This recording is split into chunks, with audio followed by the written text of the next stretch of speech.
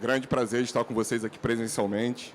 Depois de 3 anos, né, distante, bom sentir de volta o calor humano. Depois de 3 anos sem o VTEX Days, estamos aqui. Uma grande honra abrir esse palco de Omnichannel, trazendo aqui 2 empresas que eu admiro bastante. É o Grupo Soma, uma das maiores grupos de moda do Brasil, com 11 marcas, entre elas Farm, Animale, NV, Hering, algumas outras. E o Grupo Afit, com o maior modelo de negócio autêntico e rentável, especializado no mercado de lifestyle esportivo, com as marcas Authentic Fit, Artwalk e Magic Fit. Para representar essas empresas, convido ao palco Alisson Calgaroto, diretor de Tecnologia e Inovação do Grupo Soma. Bem-vindo, Alisson.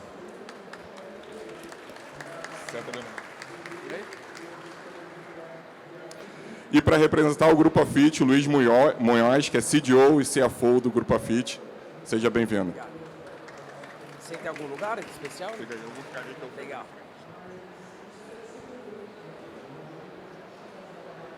A gente vai debater o tema Grupo Afit e Grupo Soma, lojas físicas como centro de distribuição. Falar de Omnichannel é um assunto sempre interessante. Então, para a gente não perder tempo, vamos logo iniciar o bate-papo. Fazer uma primeira pergunta para os dois, né? E é bom que a gente alinhe expectativas sobre o conceito. Para um alinhamento conceitual e até mesmo de expectativa, qual a definição de omnicanalidade na visão de vocês? E é uma segunda parte já, em quais são as maiores complexidades enfrentadas? Primeiramente, obrigado. Bom dia a todos. Bom, eu venho há algum tempo já no VTEX Day falando sobre Omnichannel. E para mim, Omnichannel, a gente acha que é a integração de estoques, é um negócio muito maior que isso para mim. É quase uma visão utópica, onde todos os seus pontos de contato com o cliente, eles são únicos e você entrega uma experiência única para o seu cliente. Então, hoje no mundo digital, a gente tem essa exponencialização de pontos de contato, né? O que era antes loja própria, o que era antes multimarca, agora é app, agora é e-commerce, agora é e-mail, agora é Instagram. E eu vejo que a complexidade está em entregar uma experiência única, né? Omnichannel é você entregar essa experiência única.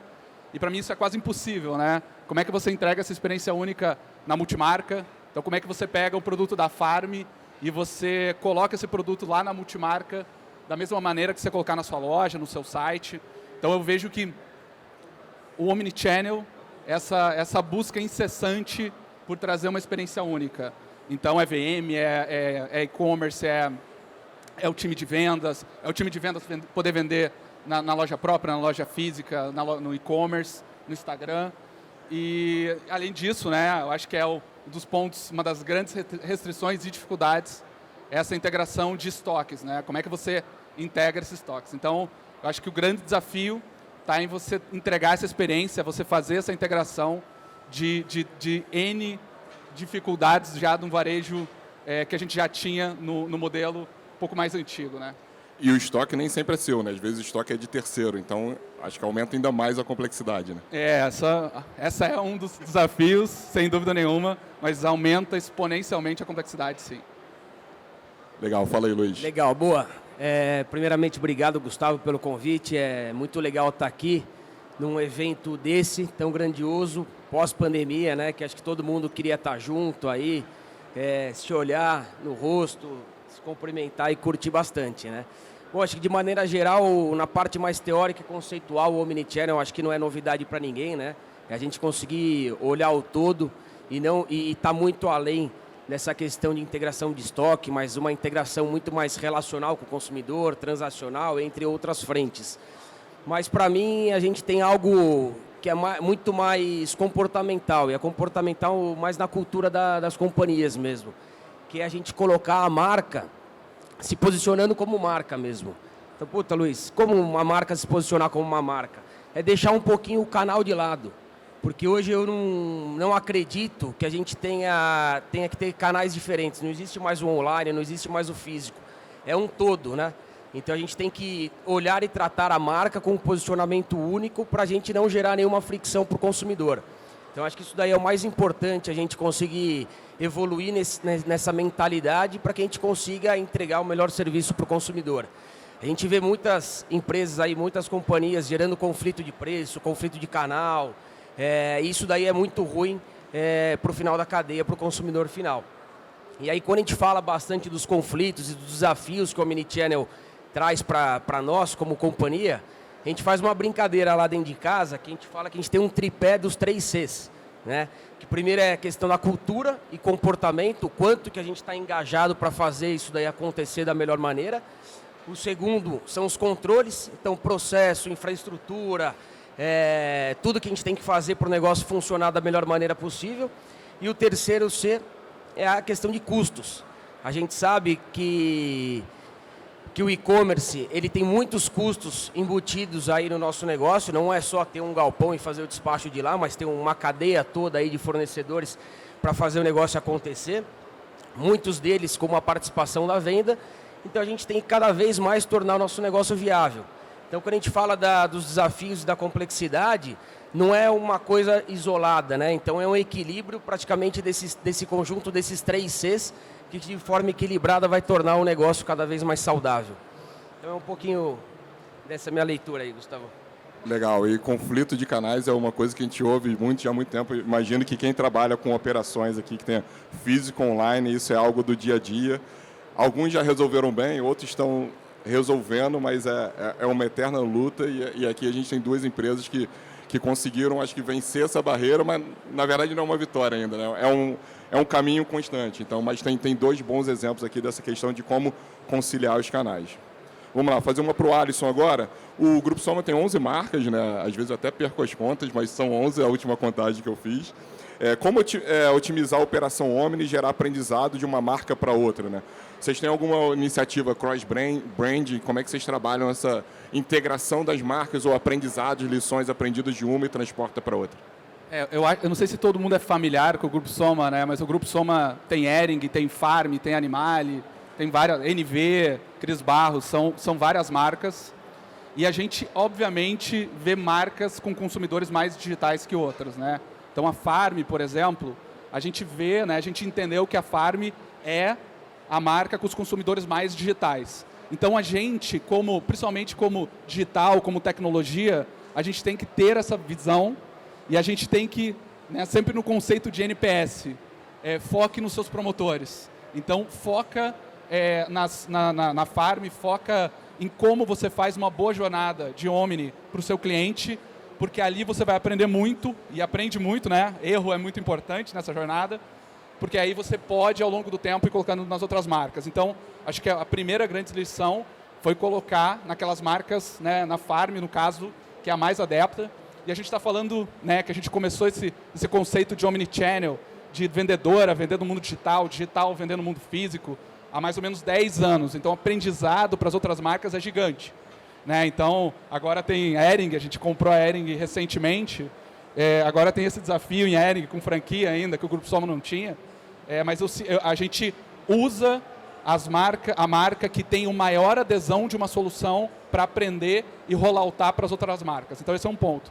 E hoje, sim, os vendedores eles podem vender cada uma das marcas. Então, se eu sou um vendedor Farm, eu posso vender Foxton, ou eu posso vender Cris Barros ou NV, enfim, isso é possível, mas a gente viu que é importante, né? Como você falou, marca é muito importante. Na hora da venda, fala da marca. O Omnichannel fala muito isso, né? O canal, ele começa a não fazer muito sentido. Então, o teu conhecimento de marca, principalmente falando de moda, é muito relevante. Então, existe esse cross, claro, mas a gente entendeu que ele não é tão eficiente. E ele, quanto mais você empodera a sua vendedora para vender sua marca, mais a gente vê esse sucesso. Então, é um pouco da nossa experiência de como a gente aprende com as marcas para rolloutar para as outras. Legal, bastante aprendizado. Vou fazer uma para o Luiz. Como é que é o processo de decisão de transformar uma loja em Omni, né? Quais são os critérios para definir se terá só entrega ou retirada ou ambos? É aquele dilema, né? Vai ter... Qual o tamanho da loja, o tamanho da operação, o perfil de cliente, vai ter ship from, vai ter picking, vai ter ambos, como é que vocês definem esse critério? Legal, bom, vamos lá. A gente entende que o mercado ditou com que todas as lojas, todas as marcas, elas tenham que ser omni, né? Então a gente não acredita mais em um modelo tradicional de varejo. Ou seja, 100% do nosso grupo hoje já está conectado com todos os produtos digitais, né? Então basicamente aí com vitrine estendida, com retira a loja e ship from store. E aí obviamente que a gente teve um conceito de prioridade no detrimento da escolha das lojas e dos grupos de franqueados, né? Então a gente criou aí um checklist para entender quais eram os franqueados que estavam mais preparados numa questão de infraestrutura, quais eram os franqueados que também estavam mais preparados numa questão de treinamento da equipe de venda, um inventário 100% redondo, né? E obviamente que se dá na questão de chip, as lojas que têm um potencial de uma localização geográfica muito mais positiva, né? Que faça com que isso daí tenha uma entrega mais rápida para o consumidor, com menos custo, entre outras coisas. Mas é um aprendizado constante ainda para a gente, né? Porque a gente começa a entender cada vez mais qual que é o modelo e o papel das lojas físicas hoje no nosso negócio. Então a gente vai ter loja que sim vai operar predominantemente no modelo mais tradicional, outras que vão operar com um nível de serviço mais elevado, outras lojas que vão ter um conceito mais de despacho mesmo, de dark stores. Então é um aprendizado constante aí que a gente está evoluindo dia a dia para encontrar a melhor assertividade de loja para entregar um melhor serviço para o consumidor final. Legal, são vários fatores mesmo que influenciam, né? Vou fazer uma agora para o Alisson. Como estruturar uma loja para passar a fazer pick and pack, né? A loja está acostumada àquele modelo tradicional de venda e de repente na operação entra lá o embalar, pegar o produto, fazer a embalagem, emissão de nota fiscal, acionar a transportadora. Como é que é esse desafio de tirar a loja desse modelo tradicional para o modelo de omni e tendo o pick and packing? E como é que você engaja o time para comprar a ideia, né? Eu acho esse para mim é o case mais interessante. Hoje o Soma ele tem um e-commerce, tirando o Hering, tá? Um e-commerce em 2021 de 600, 700 milhões e 40% dessa venda sai de loja, tá? Então é um volume absurdo de ship from store. E a gente viu dentro do nosso Omnichannel, do Grupo Soma, que a maior adesão do Omni era no ship from store. A gente entendeu, aprendemos e vimos que é ali que, mais que o pick-up, então o ship from store tem muito valor para a gente. E aí, há mais ou menos 4, 5 anos atrás, a gente se deparou com esse desafio, né? Como é que a gente faz 350 lojas serem um CD? Fazer um CD operar bem é difícil. Imagine 350 lojas. Então, a gente começou um trabalho que eu alavanquei em três principais approaches. Primeiro, gamification. Então você precisa ter regras muito claras para os seus times de loja, você precisa ter indicadores muito claros. E a gente escolheu 2 indicadores. Cancelamento, não sei se vocês sabem, é muito difícil a acurácia de estoque em loja de moda, muito difícil. As grades são muito rasas e você acertar o estoque é muito complexo. Então, um primeiro indicador é taxa de cancelamento, que essa é um lead indicator de qualidade de acurácia de estoque. Segundo indicador é o fulfillment time, é o tempo de fulfillment. Então, a gente hoje mede ruptura, cancelamento e o SLA de cada uma dessas lojas. Esse é o primeiro. Então, todo mundo tem esse indicador, todo mundo enxerga. Segundo, teoria das restrições. A teoria das restrições fala o seguinte: prioriza o seu fluxo. Você tem que ter uma fila suficientemente grande com sua velocidade de processamento. Então, tem muito pedido caindo no nosso e-commerce e a gente remaneja esses pedidos para as lojas com os melhores indicadores. E elas vão ter filas suficientemente grandes com a capacidade de processamento. Então, esse é o segundo ponto. E o terceiro ponto é a teoria da cenourinha, né? Então, as pessoas precisam ganhar por isso. Então, a gente alinha esses indicadores com essas regras da teoria e a gente remunera esse fulfillment. Então, a gente começou a operação com aproximadamente 15% de ruptura. Então, você fazia um pedido no e-commerce, em 15% dos casos a gente não entregava. E hoje a gente gira em aproximadamente 0,7% de ruptura. Muito num conceito de gamification, bons indicadores, regras claras e priorização daquelas lojas que melhor performam. Bem legal. Isso normalmente é uma grande dúvida, um grande desafio das operações, né?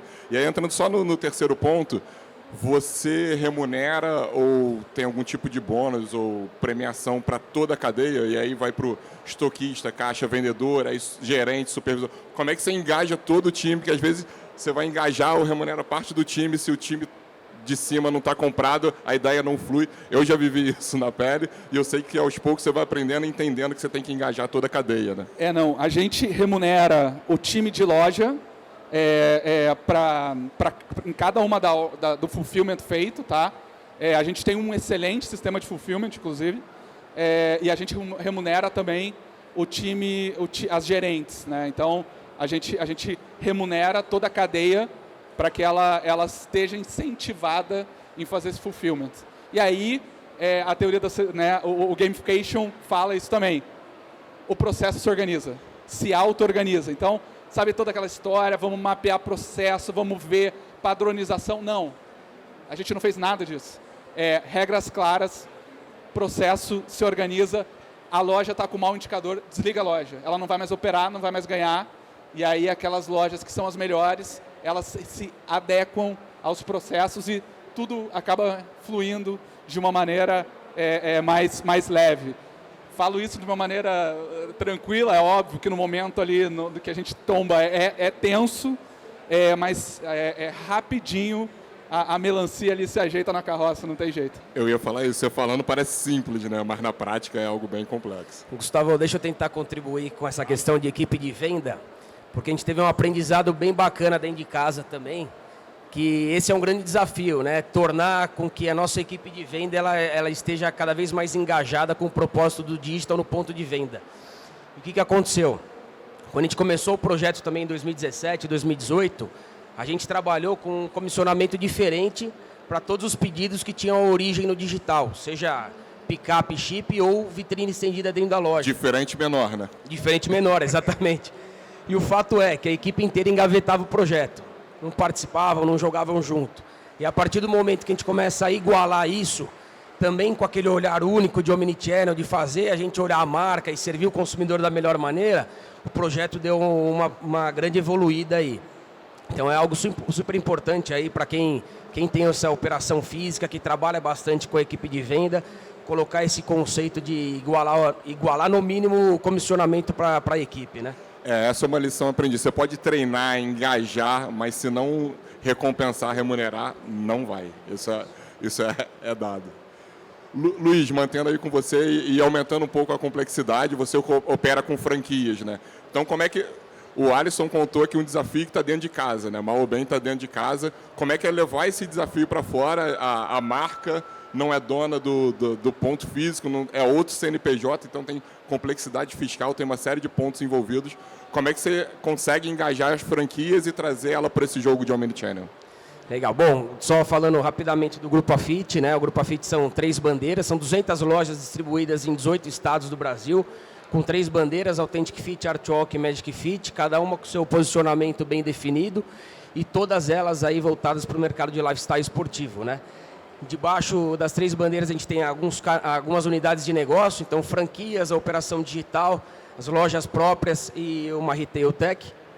E para isso a gente tem essa complexidade do nosso negócio de ser multi-bandeira, multi-franqueado, multi-tudo, né? E a ideia é que a gente trabalha dentro de casa e a gente tem um mantra muito forte, que é a gente executar todos os dias um dos nossos valores. E um dos nossos valores é a transparência. Isso para toda a nossa cadeia de stakeholders, né?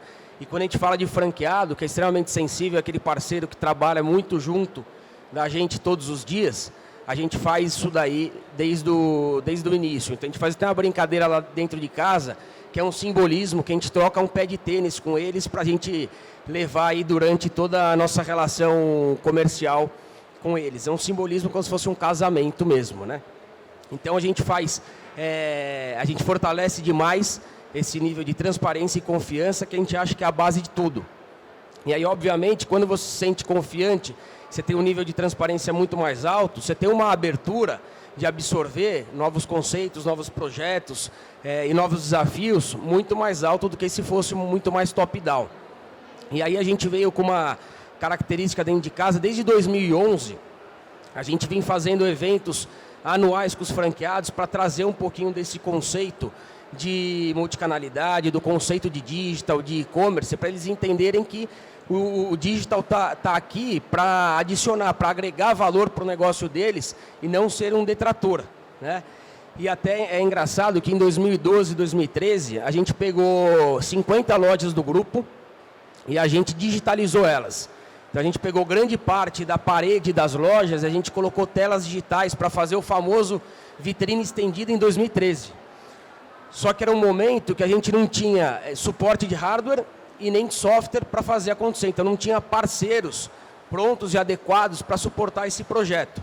É obviamente que a gente veio tendo mais maturidade digital na companhia para depois, em 2018, recolocar isso daí com mais velocidade no mercado, né? Então quando a gente fala o desafio do nosso grupo de franqueada, a gente cada vez mais trabalhar forte, com confiança e transparência com eles, para a gente fazer os projetos acontecerem da melhor maneira possível, né?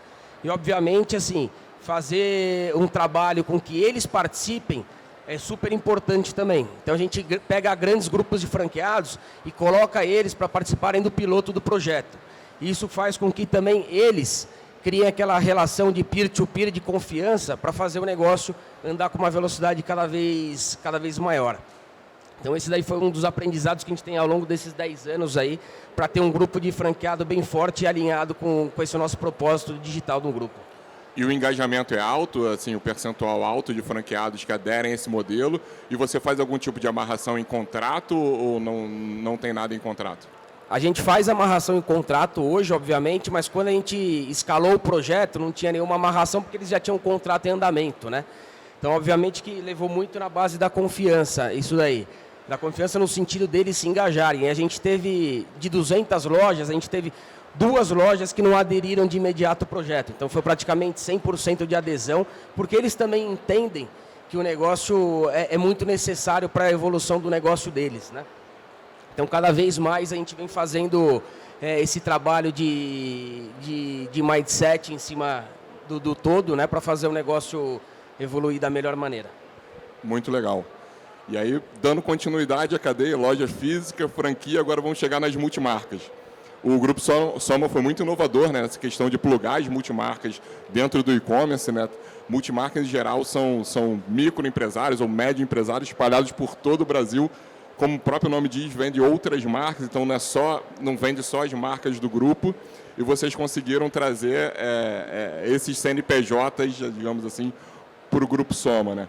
Como é que foi esse desafio inicial? Como é que surgiu essa ideia? Como é que foram os primeiros passos e qual é o momento atual e a visão de futuro para isso? E eu acho que isso é bem legal. Aqui, quem é de moda e trabalha com multimarca, normalmente acha que é uma operação completamente apartada, né? E vocês conseguiram trazer as multimarcas para o jogo. Vamos lá, é a pressão da pandemia. Pandemic pressure. Começou a pandemia, a gente viu 4.000 multimarcas agora sem a possibilidade de vender, né? Então, digitalmente, as multimarcas elas não tinham muito apelo, né? Elas viviam do mundo físico e o Grupo Soma se deparou, é um ponto de contato muito relevante para o grupo e a gente precisa ajudar esse time, né? Essas 4.000, hoje é 4.000, 5.000 multimarcas também, assim como multimarca eu também já perdi a conta.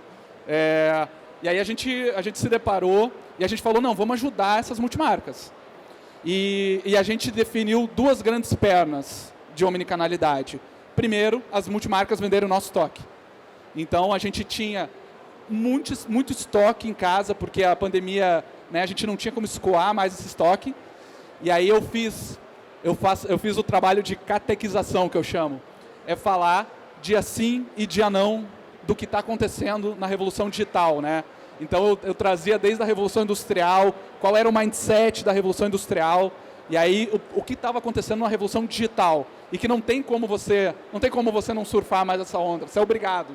E aí eu comecei a fazer todo um trabalho de categorização dessas multimarcas, para que elas pudessem ou que elas vissem muito valor em vender através de canais que elas já têm, o próprio Instagram, os nossos estoques. Então, eu fiz uma conexão, a gente colocou esse contrato, amarrou na parte fiscal e contábil da companhia, e a gente liberou para que elas pudessem vender nos nossos e-commerce. Então, ela tem o código dela, ela tem um link do site que você pode entrar já completa com o link dela. Então, ela se sentiu parte dessa jornada, e a venda feita pela multimarca, ela é remunerada para a multimarca, não para as nossas vendedoras. Então, foi essa primeira perna. Essa primeira perna no Soma, o primeiro, né, a gente, claro, fez os pilotos em 2020, em 2021 a gente ainda estava rampando, mas a gente já estava na casa dos 100 milhões ano. Já era um projeto gigante dentro da companhia. E aí a gente começou a segunda perna, que é a gente vender o estoque dela. E aí começa toda aquela discussão, como é que a gente integra com o RP para a gente ver o estoque da multimarca. E aí a gente começou a pensar uma maneira um pouco mais simples de fazer isso, né? A gente viu que o caminho não era integrar o RP, e aí a gente começou todo um trabalho que eu gostaria muito de falar, mas acho que é pelo menos uma meia hora para falar aqui de como a gente saiu pela tangente aqui de não fazer uma integração via RP. E aí esse projeto ele começou, e a gente hoje vende o nosso estoque, o estoque do e-commerce e também o estoque da multimarca. Então, aquela multimarca que está vendendo no interior do Pará, se você compra hoje no site da Farm, é possível que você receba de uma loja do interior do Pará, porque ela tinha aquele produto que você no site queria, e as outras lojas do grupo não tinham. E a gente vai fazer esse produto chegar na tua casa, porque a gente entende que aquele desejo gerado por aquele produto tem que ser atendido pro nosso cliente. Muito bom. O Grupo Soma é bom de soluções criativas, né? Eu acompanho de perto. Uma para vocês dois.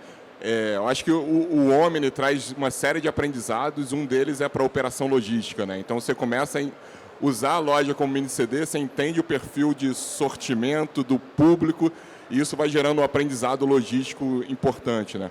Como é que essa operação Omni ajudou vocês na melhoria da operação logística, né? E imagina até com o franqueado, mudança de mix de venda, dependendo do que vende pelo site ou pelo não vende. Então, isso tudo acaba influenciando. Como é que você usa os indicadores e o perfil de venda para influenciar na distribuição para as lojas físicas? Bom, vamos lá. A gente tinha até pré-projeto Omni um modelo de abastecimento descentralizado, né? Então, o que é esse modelo de abastecimento descentralizado? Praticamente a gente faz a compra com 8 meses de antecedência, loja por loja, e o fornecedor, a indústria, ele entregava essa mercadoria direto na loja. A partir do momento que a gente começa a integrar toda a nossa rede, a gente começa a ter a necessidade de também ter um abastecimento mais centralizado. Então a gente remodelou, na verdade, o nosso processo de abastecimento para a gente conseguir entregar o produto certo, na hora certa, na loja certa. E é claro que agora vem diversos aprendizados para tentar entender também qual que é a loja que vende determinado produto para um canal, qual que é a loja que tem maior aderência a outro produto. Então, a gente está buscando muitos insights aí, quantitativos e qualitativos dentro do nosso negócio, para cada vez mais ter uma assertividade nessa cadeia toda produtiva, né? E a ideia aqui, a gente já pega também alguns casos de lojas que estão trabalhando com chip, que já teve incremento de venda de mais de 30%, né? E também com uma redução aí no custo do inventário. Então, a gente trabalhando com um inventário menor, girando mais a mercadoria, isso daí traz mais produtividade e rentabilidade para a loja. E a gente entende também que com esse novo modelo de loja física, né, a gente vai cada vez mais entender e acertar para que cada loja tenha a melhor produtividade. Eu estava até falando com você antes que eu sou diretor de tecnologia, mas eu também agora estou diretor de planejamento comercial da Hering, né? E a gente tem esse desafio de distribuição muito forte. Planejamento comercial um dos processos do planejamento comercial é você distribuir o produto para o teu ponto de contato correto. Então, o primeiro movimento agora na Hering foi a gente definir exatamente qual é o alvo, produto a produto, na loja. Então, a gente tem um histórico de giro. Então, se o produto gira mais, a gente aumenta o estoque daquele produto na loja. Se o produto gira menos, a gente diminui. E a gente reteve grande parte desse estoque no nosso centro de distribuição. Então, a gente está enxugando os estoques das lojas. Isso a gente já está fazendo soma, mas os estoques da Hering são mais profundos. Então, a gente tem um pouco mais de... A gente enxugou esse estoque e agora a gente fica olhando o giro. Girou o produto, a gente vai aumentando isso na loja, porque aquele é um produto que tem apetite. O nosso algoritmo de escolha de Omnichannel, né, agora falando de Omni, quando acontece a compra e cai no algoritmo de Omni, a gente vê se aquele produto faz sentido ele sair do centro de distribuição ou se faz sentido ele sair de uma loja porque está muito próximo de você. Então, a gente tem o algoritmo, ele olha um fator de custo, que é custo do frete, sem dúvida, o custo do frete é uma coisa importante, e o tempo de entrega para você. Então, a gente faz isso para escolher qual é o melhor seller que vai disparar a compra para a sua loja. E a gente sabe que o custo de frete saindo do centro de distribuição é mais barato. Não tem jeito. O custo de loja ele é um pouco mais caro e é difícil muitas vezes escolher, na escolha de Sofia aqui, qual é o seller que vai disparar. E você não sabe qual é o desejo do cliente, né? Tem cliente que quer pagar menos e esperar mais, mas tem cliente que topa pagar muito mais para receber no mesmo dia, porque é uma festa e quer ir à noite e quer o vestido para aquela festa, né? Então, assim, ainda exatamente. tem isso. Você tem que tentar dar as duas opções para o cliente entender ali naquele momento qual é melhor para ele, né? Esse é um ponto importante até do checkout da VTEX, né? É importantíssimo as opções de escolha de frete, né? Se é mais barato demorando ou mais rápido, um pouco mais caro. No fim do dia, o cliente poderia escolher, né? Deveria escolher, e é o que acontece de fato no checkout. A gente fala bastante da heurística do checkout, a famosa A heurística, exatamente. O Alisson, eu queria até fugir um pouquinho do assunto de core, Omnichannel, mas que você contasse um pouquinho, a gente estava batendo papo aqui antes, da história do código do vendedor na farm, e tem o case clássico da vendedora que explodiu, né? Então, assim, como é que o Grupo Soma também, e a farm, eu acho que mais especificamente, usa o poder da vendedora, do time de vendas, principalmente de loja, para conseguir gerar mais venda, né? Eu preciso falar de mindset aqui, inicialmente. Historicamente, as empresas têm um mindset top-down, onde eu sou o chefe, eu sei o processo e eu falo como tem que fazer. Eu falando aqui parece esquisito, né? Pô, é sério. Mas isso é mais comum do que a gente imagina. É aquela pessoa, chefe, que acha que sabe a melhor forma de operar. Dentro do Soma, aí eu acho que é muito mindset que a gente prega, é que a gente, líderes, nós somos nada mais, nada menos que pessoas que dão a possibilidade para o time fazer melhor. Então, a gente sempre pergunta como é que a gente tira a barreira para o time vender. Porque o time quer vender e ele não consegue, muitas vezes. Então, o nosso trabalho é tirar e dar criatividade para o time de loja, para o time de vendas performar. Então, como a gente tem um mundo de vendedoras, tem vendedoras que não têm aquela solução fantástica, mas sempre tem aquela que tem. Então, vamos focar naquela que tem, não naquela que não tem. Então, um case nosso é a Maria Marinho, é uma vendedora código, que ela vende, tem entre 200 e 300 mil seguidores, e a gente deu a possibilidade de ela vender. Ela hoje performa super bem, tem muito mais conteúdo, inclusive, que a própria Farm, porque ela achou, a gente deu a possibilidade para ela fazer diferente. A gente deu o código, a gente deu os meios, e a gente incentivou-a a fazer o melhor. Então, dá a possibilidade para o teu time fazer o melhor. Não ache que você, principalmente quando a gente fala de um grupo um pouco maior, que você tem, sei lá, 500 vendedores, tem aquele que sabe, talvez, como performar no mundo digital, até muito melhor que você. Então, dá a possibilidade para aquela pessoa fazer melhor, e é isso que a gente faz dentro do Soma. Dá e abre isso para o time fazer. Então, esse é um pouco do nosso mindset, né, que eu digo que é um pouco do mindset ágil, um pouco do mindset digital, de não ser top-down, e sim bottom-up, alinhamento e autonomia. Pô, isso é muito, muito legal. É um grande aprendizado para a gente. Reta final, queria que vocês... tempo esgotado, mas vamos lá, aquela resposta em um tweet. Visão de futuro de Omnichannel para vocês. Vamos lá, acho que omnicanalidade, acho que acima de tudo ela se trata da liberdade do consumidor, né? E como será o relacionamento entre empresa e cliente. Então acho que eu resumiria num tweet na liberdade do consumidor e a relação da empresa com o consumidor, com o cliente final. O futuro do Omnichannel é a experiência digital com conveniência, com personalização e eficiência. O seu cliente ele está cada vez mais antenado, cada vez mais comunicado e você tem que estar preparado como empresa para atendê-lo da melhor maneira possível. Boa. Queria agradecer muito a presença do Alisson, do Luiz.